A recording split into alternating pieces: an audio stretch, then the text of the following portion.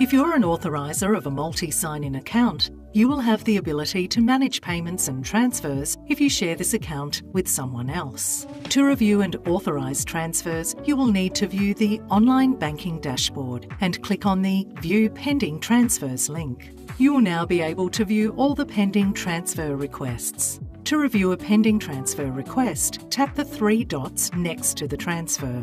A drop-down will be shown and you have the option to reject or view and/or approve a transfer.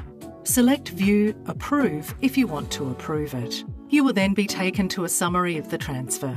Check the details are all correct and tap Approve if you are happy to proceed. If you do not want to proceed with the transfer, you have the option to click Reject. You will be asked if you are happy to approve the transfer. Click the Save button to continue.